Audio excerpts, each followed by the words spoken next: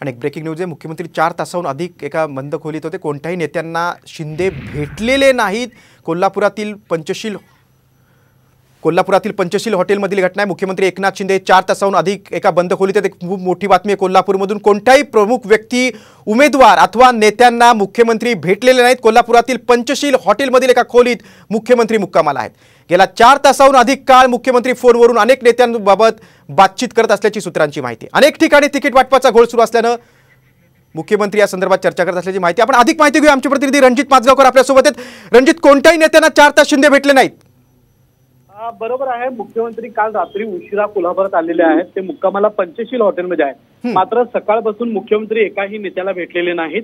कोल्हापुरातले अनेक बडे नेते या ठिकाणी आलेले आहेत, पण त्यांना भेट मिळालेली नाहीये। आता उद्योग मंत्री उदय सामंत सुद्धा या परिसरात आलेले आहेत।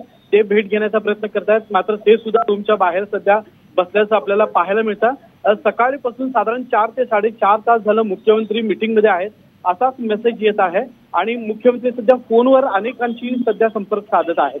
त्यामुळे एकाही नेत्याला त्यांची भेट मिळालेली नाही। आपल्याला माहिती आहे राज्यामध्ये अनेक ठिकाणी तिकीट वाटपाचा घोळ आहे आणि हा घोळ लवकरात लवकर मिटावा यासाठी महायुतीच्या वतीने सध्या प्रयत्न केले जात आहेत।